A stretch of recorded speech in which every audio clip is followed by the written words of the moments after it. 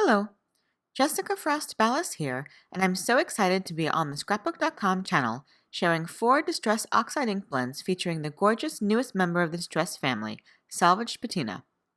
I'm also sharing a card using one of the blends, as well as some tips and tricks for smooth ink blending. So let's get started. Salvaged Patina is a beautiful light shade of aqua that seems like it could be the child of cracked pistachio and peacock feathers. It's just the prettiest shade. I'm starting my ink blends on a panel of cardstock cut to 3 by 4.5. Eventually they'll be trimmed down to fit on my swatch cards. My first blend uses shaded lilac, spun sugar, and salvaged patina. I start my blending by loading up my domed foam with ink and then blotting off some of the excess. Then I start off the panel and blend onto my swatch. I lay down the 3 colors and then start to blend them together until I'm happy with the way they look. When I'm blending, I always work on scratch copy paper, which works great for eventual colorful grocery lists or game night score sheets when they're too messy to be used again. I also keep a paper towel under my hand to help me avoid smudging the ink or smearing colors. Seriously, I've always considered peacock feathers to be one of my top favorite distress colors of all time, but I'm pretty sure salvaged patina just soared to the very top of the list. If you've ever seen photos or videos of my craft room, you'll know that the paint color is very similar to Salvaged Patina. I would be happy to have everything I own this color. My second blend uses Salvaged Patina, Hickory Smoke, and Black Soot.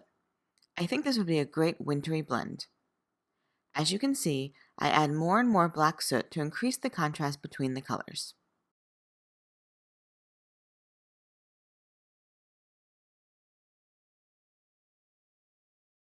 My third blend uses cracked pistachio, salvaged patina, and peacock feathers.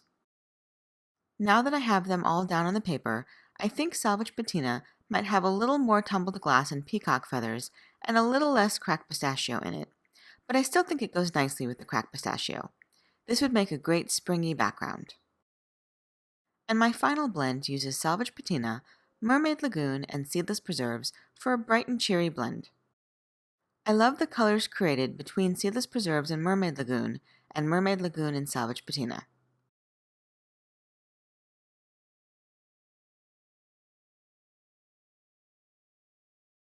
Once all my blends are dry, I work on creating swatches. I use a 6x8 album and plastic protector sheets to hold all my oxide ink blends.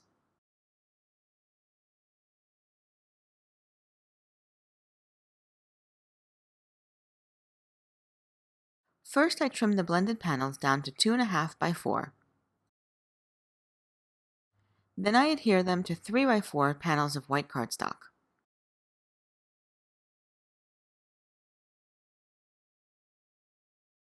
You could handwrite the names of each color, but I use my label maker to create nice and neat tags for each swatch card.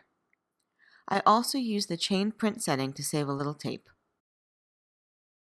I trim those down and adhere them to the swatch cards. And here are my finished swatches. I love how salvaged patina works beautifully with each blend, and I think each blend gives it a totally different look.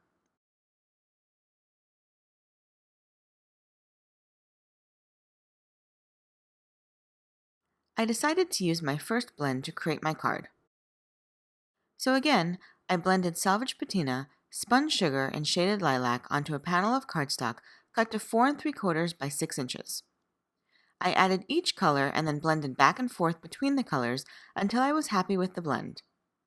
When blending, I recommend looking at the panel from different angles to make sure you have a nice smooth effect from all directions.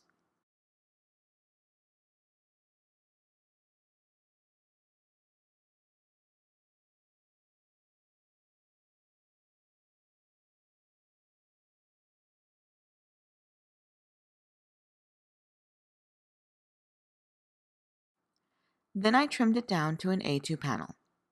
Next, I die cut the Scrapbook.com rainbow die from vellum. I didn't want a colorful rainbow to take away from my colorful background. I die cut the love sentiment from gold glitter cardstock and white cardstock and adhered them together to create a sturdy chipboard-like sentiment. And I found the rest of my sentiment in a Concord 9th set and stamped it onto black cardstock and heat embossed it with gold embossing powder. Then I used the banner die included in the rainbow set to die cut it.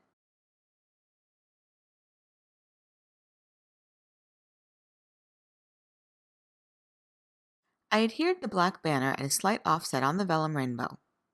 Using the dark cardstock also gives me a place to add adhesive to the vellum rainbow where it won't be visible from the front of the card.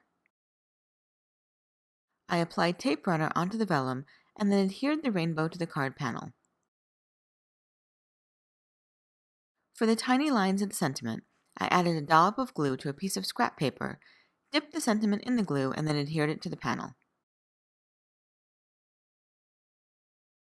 Finally, I added a few gold metallic sequins to finish the card. I love the contrast of the soft background with the bold black and sparkly gold. And that's it. The Salvaged Patina collection of distress products is now available over at Scrapbook.com, and you'll definitely want to add them to your collection. I hope you enjoyed my video today and it gave you some inspiration for new ink blends. If you'd like to see more from me, be sure to stop by my YouTube channel at youtube.com/JessicaFrostBallas. Thanks so much to Scrapbook.com for inviting me to share a video, and thanks to you for watching. Don't forget to subscribe to Scrapbook.com for lots of crafty inspiration, and I'd appreciate a thumbs up and a comment if you enjoyed this video. Have an amazing day, and until next time, happy crafting. Bye!